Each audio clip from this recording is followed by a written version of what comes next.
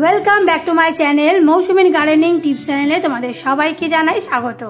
আজকে তোমরা দেখতে পাচ্ছ যে আমি একটা গাছ নিয়েছি এবং এই গাছের আমি কি সার ইউজ করি এবং সেটা কিভাবে তৈরি করি সেটাই তোমাদের সাথে শেয়ার করব।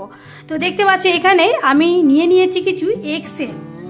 তো এই এক্সেল আমি কিভাবে কাজে লাগাবো এই গাছের জন্য সেটাই তোমাদের সাথে থাকছে এই ভিডিওতে। ভিডিও শুরু করার আগে বলবো যে আমার চ্যানেলে নতুন বন্ধু হয়ে থাকলে চ্যানেলটাকে এক্ষুনি সাবস্ক্রাইব করে অল বাটনে ক্লিক করে দাও, তাহলে সব নোটিফিকেশন কিন্তু সবার আগে তোমাদের কাছে পৌঁছে যাবে। আর গার্ডেনিং চ্যানেলের একদম যারা বিগিনার রয়েছে তাদের জন্য এত সহজভাবে আমি গাছ তৈরি করার পদ্ধতি বলি এবং সেটাও আবার বিনা খরচে ফ্রিতে সার তৈরি এবং গাছ পাওয়া, এটাও কিন্তু অনেক বড় ব্যাপার। ফ্রিতে গাছ পেয়ে যদি গার্ডেনিং তোমরা না করতে পারো আর কিছু বলার নেই। পয়সা খরচা করে গার্ডেনিং না করলেও চলে। আমি বিশেষ করে পয়সা ছাড়াও অনেক গাছ এমন আমি এখান থেকে ওখান থেকে কিভাবে জোগাড় করি সব এই ভিডিওতে তোমাদের সাথে শেয়ার করব। তো চলো ভিডিওটা শুরু করি। আর ভিডিওর শেষে কিন্তু অবশ্যই দেখে বেরোবার আগে একটু লাইক শেয়ার কমেন্ট করতে ভুলো না। তো চলো স্টার্ট করি। তো দেখতে পাচ্ছ আজকে এরকম আমি কিছু এগ সেল নিয়ে দিয়েছি বা ডিমের খোসা নিয়েছি। তো এই ডিমের খোসা আমাদের বাড়িতে প্রত্যেক দিনই প্রায় ইউজ হয়। তো এই ডিমের খোসাগুলো আমরা কি করি ফেলে দিই। তো ডিম ইউজ করার পর অবশ্যই সেটা ডিমের আমলেট বা পোচ করার পর যে ডিমের খোসাটা হয় সেটা, ডিম সেদ্ধ করার পর যে খোসাটা হয় সেটার কিন্তু অনেকটাই গুণাগুণ ওই জলে চলে যায়। তো তখন সেক্ষেত্রে জলটা গাছের গোড়ায় দেওয়া যেতে পারে। ভীষণ ক্যালসিয়ামের সোর্স এটা। আর যদি আমলেট বা পোচ করার পর দেখবে ডিমের খোসাগুলো আমরা এইভাবে ক্রাশ করার পর কিন্তু ফেলে দিই বাগানে। তো সেইগুলোই আমরা দেখো কতদিন ধরে কিন্তু আমি এগুলো জোগাড় করে তো কিচেনে ইউজ করার পর এই ডিমের খোসাগুলো আমরা ডাস্টবিনে ফেলে দিই। তো সেইগুলোই কিন্তু আমি জমিয়ে রেখেছি, দেখো এতগুলো করেছি। তো এইগুলো এবারে আমি যেটা করব, এইভাবেই তো গাছে দেওয়া সম্ভব নয়। অনেকে কি করে এরকম ভাবে ক্রাশ করে নেয়, এরকম ভাবে ক্রাশ করে গাছের গোড়ায় দিয়ে দেয়। সেক্ষেত্রে গুণমান দিক দিয়ে দেখতে গেলে কিন্তু এর মধ্যে মাটির মধ্যে ক্যালসিয়ামের সোর্স হিসেবে এইগুলো হয়। কিন্তু যেহেতু এর শেলগুলো এতটাই শক্ত এবং এই ধারের পোর্শনগুলো এতটা ধারালো, সেক্ষেত্রে যদি এরকম বড় বড় বা এইরকম সাইজের যদি মানে ক্রাশ করে আমরা মাটিতে দিই তো সেগুলো মাটির মধ্যে দ্রবীভূত হতে অনেকটা সময় লাগে এবং এই ধারালো অংশ দিয়ে অনেক সময় গাছের কাণ্ড মানে ভেতর দিকের যে মাটির তলার শিকড়গুলো মানে বাধাপ্রাপ্ত হয় বেরোতে এবং নতুন শিকড় কচি কচি যখন বেরোয় তখন এই ধারে কিন্তু অনেক সময় কেটে যায়। তো সেই ক্ষেত্রেই বলবো এভাবে আমরা ইউজ করব না। আমি এর আরো একটা সহজ পদ্ধতি দেখিয়ে দিচ্ছি, চলো দেখে নিই। তো দেখো গ্রাইন্ডারে আমি পেস্ট করে নিয়েছি, দেখো কতটা দেখতে পাচ্ছ গুঁড়ো হয়ে গেছে। তো একদম পাউডার বেস করে আমি এটা তৈরি করে নিয়েছি। দেখো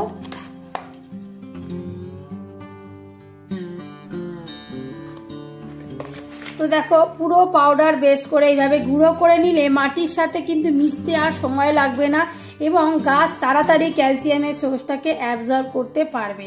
আর এইভাবে তোমরা রেখে কিন্তু জলের মধ্যে কিছুক্ষণ রেখে সেই জলটাও তোমরা কিন্তু গাছের গোড়ায় দিতে পারো বা এইরকম চামচে করে আমি তোমাদের দেখিয়ে দিচ্ছি কিভাবে তোমরা ইউজ করবে। তো এইটার কিন্তু কোনো এমন কিছু ব্যাপার নয় যে কতটা পরিমাণে দিতে হবে বা বেশি দিলে কোনো অসুবিধা। তো দেখতে পাচ্ছ এটা একটা ডালিম গাছ। তো এই ডালিম গাছটা কিন্তু আমি এখানে বীজ থেকে তৈরি করেছি। তো দেখতে পাচ্ছ কতটা হেলদি এবং খুব সুন্দরভাবে কিন্তু আমি যেহেতু মাথাগুলো পিঞ্চ করে দিয়েছিলাম তাই দেখো একের থেকে কিন্তু এতগুলো ডাল বেরিয়েছে। এখানে কিন্তু বেশি গাছ নেই, দেখো বন্ধুরা, দেখো এখানে কিন্তু বেশি গাছ নেই, দুটো মাত্র এখান থেকে দেখো এই একটা আর এই একটা, দুটো গাছের কিন্তু এইটার বৃদ্ধি দেখো কতটা বেশি, কতগুলো ডালপালা ছেড়েছে। তো এর মাটিটা এখন দেখতে পাচ্ছ একটু শক্ত হয়ে রয়েছে। তো এটাই আমাদের করতে হবে কি, এই এখানটা মাটিটা যখন আমরা সার যে কোনো সারই প্রয়োগ করব তখন সবসময় আমরা কি করব, এটার মাটিটা একটু খুশিয়ে নেব। যে কোনো সার দেওয়ার আগে অবশ্যই গাছের মাটিটাকে ভালো করে খুশিয়ে একটু নিতে হবে যাতে মাটির মধ্যে সারটা যেতে পারে, না হলে ওপরে ওপরেই থেকে যাবে এবং ভেতর দিকে কিন্তু পাবে না। আর এইখানে দেখছো এই লাঠিটা, এটা আমি টবের মধ্যে দিয়ে রেখেছি। যেহেতু গাছটা একদম সরু, তো সেহেতু এটা যতদিন না একটু মানে মোটা এর স্টেমগুলো হচ্ছে, ততদিন এটা একটা সাপোর্ট সিস্টেমের দরকার। তো সেই জন্যই আমি এটা কিন্তু এভাবে দিয়ে রেখেছি। তো তোমাদেরকেও এইভাবে কিন্তু যে কোনো বড় গাছ যাতে হাওয়ায় বেশি নড়ে ডালপালা ভেঙে না যায়, তার জন্য কিন্তু এরকম সাপোর্ট সিস্টেম তৈরি করতে হবে। তো দেখো আমার এখানে মাটিটা খোসানো হয়ে গেছে। এবার আমি এখান থেকে নিয়ে নেব, দেখো এইভাবে 1 চামচ এরকম ভাবে আস্তে করে চারিদিকটা ছড়িয়ে দেব। তোমরা গাছের পরিমাণ অনুযায়ী এটা বাড়ানো কমানো দিতে পারো। তো আপাতত যেহেতু আমার এই গাছটা খুব বেশি বড় নয়, তো সেক্ষেত্রে আমি এখানে প্রায় 1 চামচ 1.5 চামচ মতো ইউজ করছি ছোট চামচে। তোমাদের যদি বড় গাছ হয় সেক্ষেত্রে তোমরা একটু বেশি ইউজ করবে। তবে একটা কথা তোমাদের বলবো, সেটা হচ্ছে যে এইটার কিন্তু বেশি কমানোর কোনো ব্যাপার নেই। এটা যেহেতু মানে কেমিক্যাল ফ্রি ভেষজ, তো সেক্ষেত্রে তোমরা এটা কোনো মানে বিনা ভয়ে এটা ইউজ করতে পারো এবং এটার বেনিফিট কিন্তু মারাত্মক।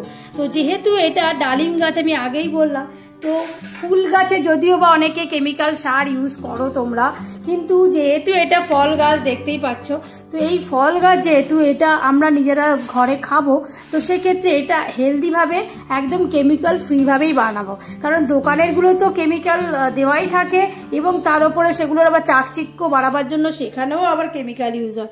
তো এইটা কিন্তু একদম ঘরোয়া পদ্ধতিতে হাইজেনিকভাবে তৈরি হচ্ছে। তো এবারে যেটা করব সেটা হচ্ছে, এখানে আমি এরকম একটা কাপড়ের এরকম সুতো নিয়ে নিয়েছি। তো এবারে এটাকে আমি একটুখানি মেনটেন করে দেব।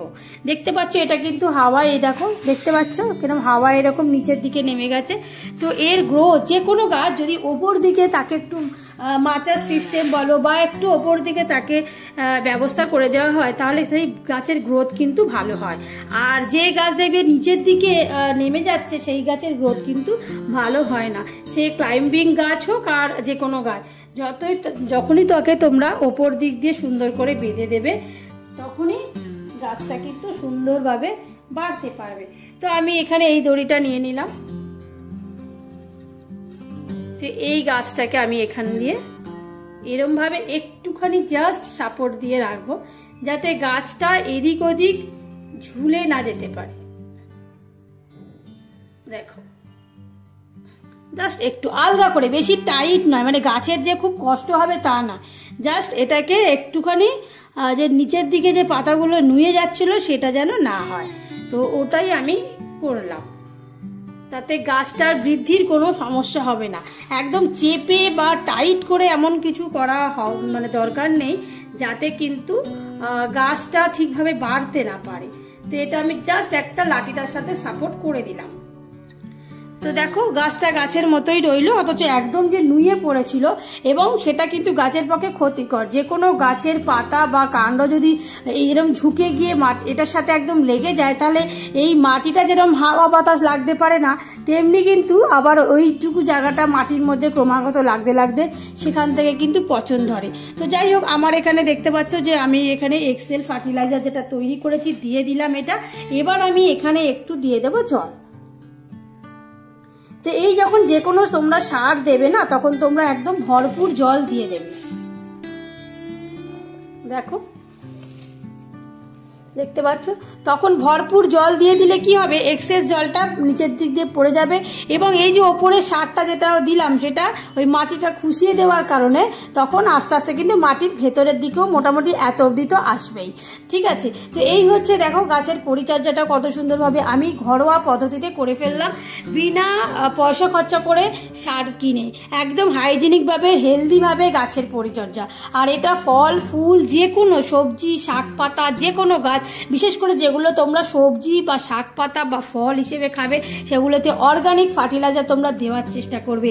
অর্গানিক ফার্টিলাইজার বলতে শুধু ডিমের খোসাই বোঝায় না, কলার খোসা তার সাথে থাকে, এরকম সবজির খোসা যেগুলো হচ্ছে আমরা নিত্যদিন কিচেনে ফেলে দিই, সেগুলো দিয়ে সবজির সার। তোমরা যদি আমার এই চ্যানেলে নতুন বন্ধু হয়ে থাকো, তাহলে বলবে চ্যানেলের মধ্যে অনেক এরকম ভিডিও আছে ঘরোয়া তৈরি সার, সেটা লিকুইড হতে পারে, কম্পোস্ট হতে পারে, লিপ কম্পোস্ট হতে পারে, ভ্যারাইটি সার সার আমি ঘরে তৈরি করা দেখিয়ে দিয়েছি, ভিডিও আমার চ্যানেলে অলরেডি আছে, তোমরা একবার ওয়াচ করে নিতে পারো। আর মানে এই সারগুলো কিভাবে প্রয়োগ করতে হয় তোমরা চাইলে আমার ভিডিওগুলো দেখে নিতে পারো। যদি তোমাদের আরও কোনো কিছু জানার ইচ্ছা থাকে কোনো কমেন্টস করে তোমরা আমাকে জানাতে পারো। আর নতুন কোন ব্যাপারে তোমাদের সাথে ভিডিও শেয়ার করতে হবে তোমরা অবশ্যই কমেন্ট করে জানিও। তো আজকের এই এগ ফার্টিলাইজারটা তোমাদের কেমন লাগলো তোমরা কিন্তু অবশ্যই আমাকে জানিও। তো আজকের জন্য এটুকুই, আর অবশ্যই কিন্তু চ্যানেলটা সাবস্ক্রাইব করতে ভুলো না। তো দেখা হবে নেক্সট ভিডিওয়।